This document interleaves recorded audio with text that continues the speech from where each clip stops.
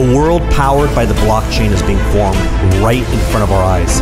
Experts are calling it the Internet 3.0, the next digital revolution. It's leaving many investors and even institutions looking for a path to take an early position in this massive opportunity. Bitcoin, Ethereum, Ripple, Dash, it's all speculation at this point. But what is certain is that the most profitable businesses for cryptocurrency and the blockchain is in the actual creation of these coins. This is why some of the top early adopters of Bitcoin, blockchain miners, fund managers, and even billionaires have come together to create a new vehicle to invest in the blockchain core itself.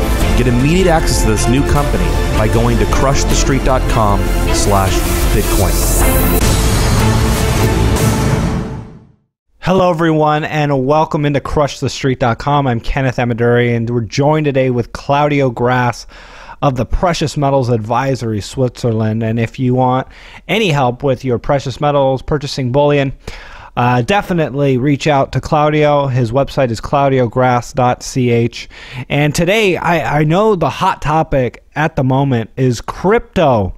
And we'll touch on that for sure, but my goal is to cover sectors that have been potentially mispriced and discuss them here before they move, just like we did when we pounded the table on cryptocurrencies over the past couple years.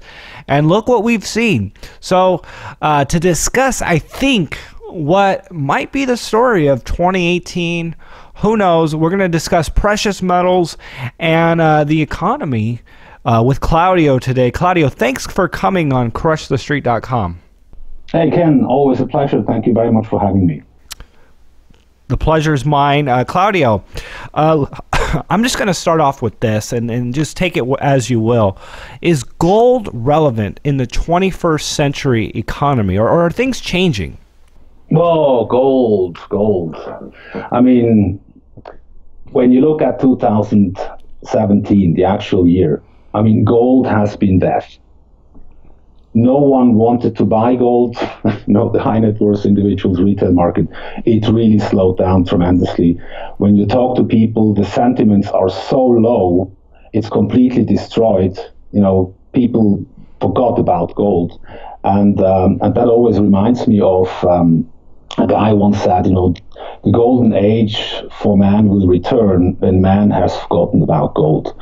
And that's why I truly believe that gold is, you know, it can only go better because, you know, the expectations are so low, and you can only go up from these kinds of expectations. So I'm basically extremely positive for 2018 that gold is going to become a more an asset class where more people start to look into it again. And to come back to your initial question, is gold relevant? I mean, gold is money. Gold is the only money which has, you know, succeeded over the last 5,000 years. It's a proven store of value. It's scarce. You know, it's divisible. It has all the qualities that money needs to have. It was precious. I mean, before something becomes money, it needs to be precious. It needs that people look at that stuff already precious before they start to use it as money. And that's why gold and silver became money, because it was precious from the beginning, since people started division of labor. And still up to today, gold is the backbone of our current monetary system, which is completely leveraged in paper and computer digits. But at the core of this inverted pyramid, that's how I always describe our monetary system.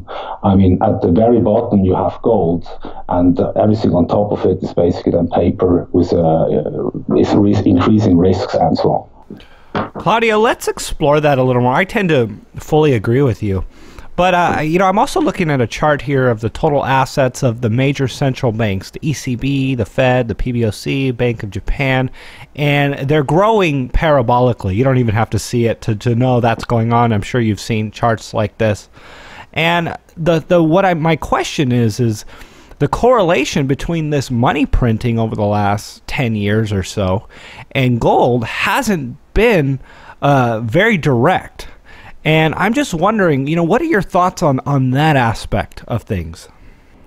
Well, I mean, we had a huge gold market, gold bull market, starting 1999 until 2011. where basically, yeah, I mean, I started buying gold in 2004 at roughly $300 an ounce. Today it still stands at 1,200. So we had a huge and a very long and sound bull market in physical gold, and afterwards, 2008, basically, since then, I think back then we stood at 140 trillion of debt. And now we're standing at 220 trillions of debt. So, I mean, the central banks just took over, manipulated these markets by injecting liquidity in trillions. A monetary, basically, this is we never had in the history of man an experiment like this, what these guys have done over the last 10 years. So, I mean, but of course, you can spike up the markets by injecting liquidity coming out of nowhere. I mean, it's not even printed any longer because we only have 7% is still paper money, and the rest is our computer digits. So that always has an impact on markets, and it's completely it's a big illusion. And in the future, people will find out that this illusion it's basically peaking. And that's why we can see phenomena like Bitcoin, the cryptocurrencies at the moment, why they spiked. I mean, this is the biggest bubble, I think, already now. And can it go higher? Of course, because everything is a bubble, with the exception of physical gold, because that's real money. Mm.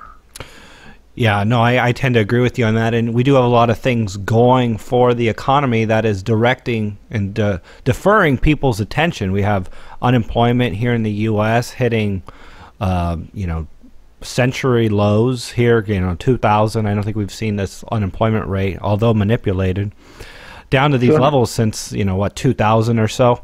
And then you have, market sentiment, the Dow Jones and the S&P 500 hitting all-time highs. And I suppose this can all change on a dime because people think that this is a slow-moving train, and for a while it's been, but so often things turn quickly. And, the psychology of that is, what do you do during that time? And I suppose you would suggest, as I do, to be prepared before that happens. You don't want to be jumping on that train as it's leaving the station. You kind of want to be on it as it starts to move. But maybe get your thoughts on the Dow Jones, the S&P 500. I know we're in a situation where it's driven up on margin debt as high as we've seen. More than the 2008 financial crisis. I mean, people are leveraging up the stock market more than the 2008 financial crisis. How long can this go on for? Yeah, I mean, the stock market is definitely, I don't see that it's going to fall apart immediately. I believe there are some companies are in there which are highly overvalued. And of course, the whole stock market is in a bubble. That's for sure. The growth rates basically are coming because of more liquidity tracking or chasing the same, the stock market, the S&P 500. But what can be said is that it's definitely, it's already expensive, to buy in. And on the same time, we can see now, Yellen wants to increase interest rates and they want to go further in the future. So this is, an expensive stock market. Rising interest rates. Also, I don't believe that they will rise them several more times. I don't believe they have the political will at the end of the day, they have to rise it now a bit so that they can take it down. Then again, when the next crisis is going to hit, which is starting already now because they are rising the interest rates. So So that's the stock market, from my point of view. And then let's look at the commodities. The commodities are dead as well. It was really the last few years, it was horrible. Prices were extremely low. And but what we can see now is basically, we don't have, that much stock. So we still have a real economy and they still need some goods and they need commodities and so on. So I think 2018 most likely will be a good year for commodities. And when it comes to the gold and silver, I think they are going to profit from that as well. And they, also the mining industry, they have done their homework. they're really in good shape already to make money with the existing gold prices, for example, or silver prices. But they are ready. So I mean, we don't need within in the gold market we don't need a lot of physical demand, and I think that's coming back. We are going towards financial assets are too expensive. I think commodities are too low for too long. And so they are going to profit in the future. That will be, kind of a switch. And and then we have, of course, the BRICS, which announced that they want to start the gold-backed trading hub among the BRIC nations in Shanghai. So that brings gold back into the actual system on a wider scale. I mean, the BRICS, they have 40% of the population, 23% of the GDP. They're pretty hungry. And so a lot of trade amongst these nations are going to be in the future in physical gold. So that's a positive sign as well. And the cryptocurrency system also shows that there is competition against the actual system. And so, whenever people, our current system, I think, really peaked. And now we are in the transition. And, some people will realize that they have a possibility to take some of their wealth out of the actual system and put it into, hopefully, physical gold and silver. And some, if they want to play around in the cryptocurrency market, I mean, hey, it's their money, they can do that. But definitely, it's a small market, and when it comes to the system as such, that will be the future. I think I'm fully convinced that cryptocurrencies are the money of the internet, and that that the end result will be a fully decentralized financial system, so that the actual system, that the central banks and the banking system will become obsolete. I'm glad you didn't call Bitcoin beanie babies, because I tend to agree with you, and I definitely want to look at the cryptocurrencies with the level head, and I think we've always done that here, and we've invested in it, and I do believe it's the future. But at the same time, looking at the charts and seeing what has happened, you got to scratch your head and wonder if this is sustainable. And really nobody knows exactly what the future holds for the cryptocurrencies and really where the chips will settle. But one of the things that I've been speculating now is that the sound money community, in maybe a small way, has been enriched by cryptocurrencies. And I'm wondering if you think that there's going to be a shift to some degree. It doesn't need to be a complete transfer of wealth from cryptocurrencies to gold, but just a modest shift from cryptocurrencies into gold and silver. And would that be a positive thing for the physical market of precious metals? Oh, of course, absolutely. I think, as I said, because when I talk about Bitcoin, sometimes I receive, comments. Either you love it or you hate it. And for me, it's not that simple.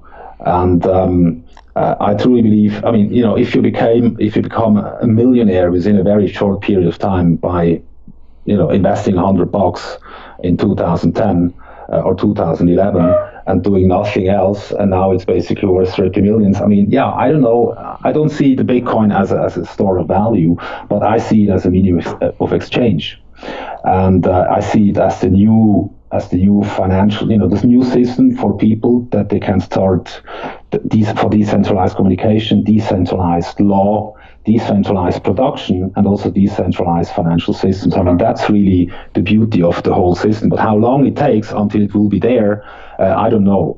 And how much a Bitcoin, for example, or any other cryptocurrency is worth, I also don't know. Is it worth right now, $16,000 or let's say 12 ounces of gold? I don't think so, but it's the beginning of this industry. And when you look at the Bitcoin market, how much is it? 170 billion something. I think, oh, or maybe, okay, prices are fluctuating, but it's really small. I mean, it's still a very small market in a huge, I mean, we both likely agree that the biggest bubble we know is the current fiat money system, is our actual monetary system. How much a house is valuated, how much do we have to pay for a car, all that kind of stuff. I mean, this is the biggest bubble.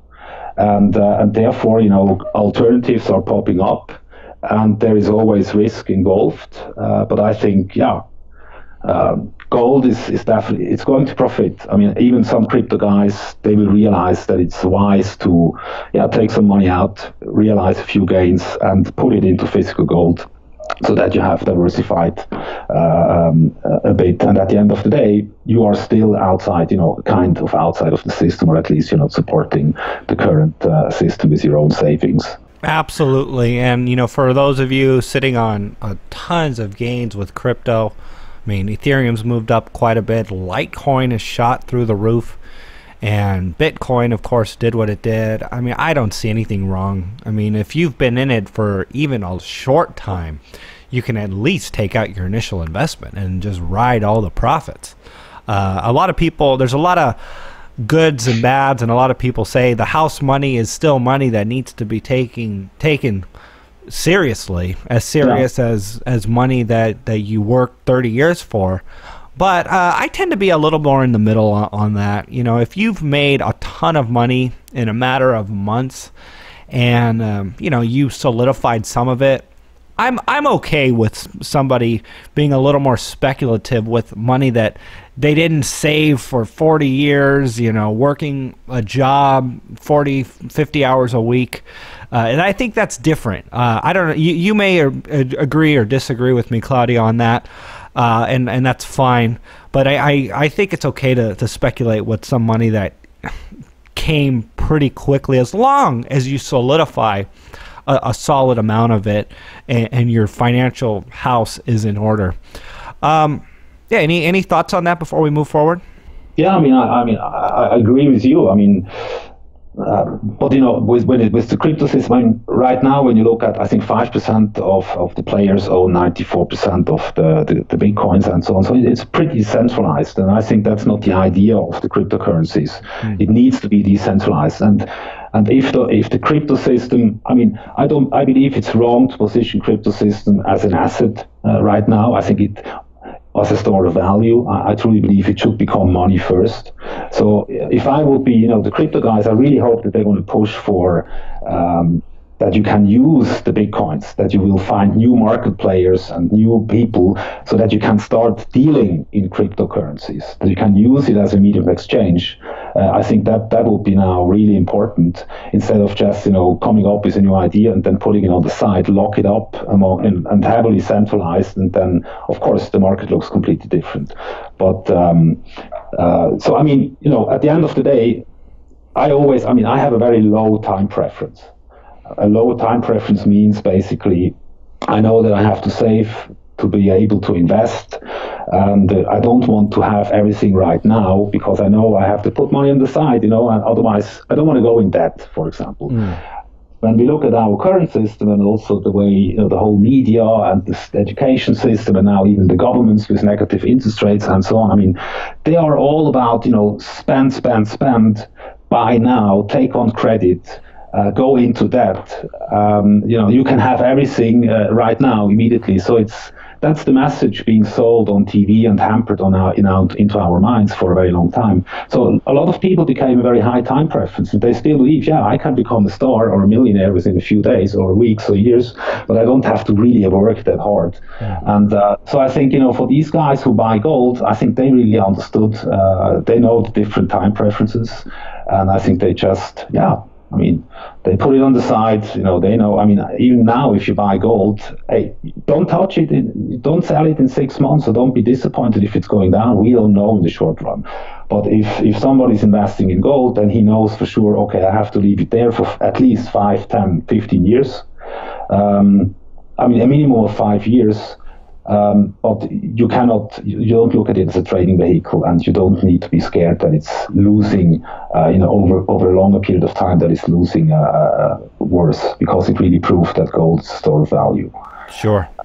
Well, going back to what you said about Bitcoin and some of these cryptocurrencies being centralized, just some news for the day. Maybe you saw this. Charlie Lee, the founder of Litecoin, announced that he sold all of his position in Litecoin. I know a lot of people are scratching their head because that was one of the honest coins that the community had recognized as one that wasn't very centralized or controlled, and it was very much like Bitcoin with some variation, the silver to Bitcoin's gold. But just as a side note, as an announcement to anyone listening to this, Charlie Lee sold his position in Litecoin, and it's just kind of an interesting dynamic that he did that and is not hodling for the future. And he's explained his position. He said he doesn't want to control the market, manipulate it with anything he says, and that he also donated that to charity, appealing to the nobler causes and not necessarily saying he's taking profits, which I think a lot of people are going to scratch their head and wonder what's going on in that. Take that as you will. All right, Claudio, I want to ask you real quick here about silver to gold ratio. We're pretty close to 80 at the moment, historically on balance. And does that really make sense in a booming industrial economy that silver is suffering so much in comparison to gold? Well, okay, I don't see the booming real economy that really. There's the answer. But now, of course, gold, silver is more looked at as an industrial good, even amongst So you have people, they buy gold, but most of the people have no clue about silver. So that's why, the only thing we can say is that it's extremely underweighted, and usually, the gold silver ratio is basically 1 to 12, between 1 to 12, 1 to 15, because it's also how often you find it more. You find 15 times more silver in the ground than gold, roughly. So silver is, it's a fantastic, I just purchased, I think 2 weeks ago, additional silver coins. I think the price is great. And I just stocked up, my own, I always put my money where my mouth is. And so I just purchased, gold coins and silver coins because I believe the price is great. And the upside potential is, especially, if gold is going up, silver is going to overshoot, because there is even the stock to flow ratio in silver, I think, is down to 20 years. So a lot of stuff has been absorbed in the industry, and gold, whatever has been digged out of the ground, basically still is there. And silver, of course, you use it in the real economy. But it's also, it's a store of value. It's a fantastic metal, and it has been money in the past. Claudio, and the last topic that I want to talk to you about, and we kind of were just chatting in the pre-interview, and we stumbled on this topic, and that is the educational system, the conventional educational system, and how obsolete it is. And it's so interesting because we've done actually a few mini documentaries on, and we've posted it here at Crush, and just talked about the conventional educational system. College degrees are as expensive as ever in an environment where you can access information for essentially free. The cost of real education is almost nil. And if you want to learn something specific, sure, you could pay for it. But the competition for the conventional education to the free market, there's no comparison at the moment. And I just want to get your thoughts. Millennials right now are graduating or have graduated into a really depressed economy. College degrees were not the same. They didn't have the same impact when they went into the workforce and, have this massive debt on their back. And I just feel like the the perception of what a college degree is changing over the years. And I just want to get some of your thoughts on that. Well, I mean, I basically hate, since I studied a bit the origin of the educational system, with the Prussian system in Germany, and then Wilhelm Wundt in Leipzig, who looked at the child as a piece of meat. He thought, when a child is born, it's a piece of meat. It has no free will and it has no conscience. And that's where basically our modern education system is based on. And so Dewey and Thorndike, these two guys, they became, they went to Wilhelm Wundt, and then they took it over to the United States and implemented the same system. So the education system is there, to indoctrinate our kids from childhood by basically, saying, hey, you need to accept that there is a state, we need a state, you always need rulers, you will always have people telling you what to do, what to say, you have to learn by heart and repeat, but it's all basically going against, that they can use their own mind, that they can ask questions, that they can, that they can become individuals. I mean, they really, this education system is creating uniformed people and group thinking. Yeah, that's so true. And I guess it's really a trap for so many people. They go and they get into mountains of debt and they graduate and then they're just buried for years and years. And it's so unfortunate because, at 17 years old, 18 years old, so many of these kids, they don't have the wherewithal or the understanding to make an accurate decision. And it's a educational system, a high school system, that their primary goal is to send those kids to college. That's the goal. That's how they're judged. And it's a self-perpetuating system that I think the free market will ultimately crush. This bubble will burst, and just like we've seen with other things. I mean, I think the cryptocurrency community is an example of trying to contain water in your hands or the free market in your hands. You just can't do it.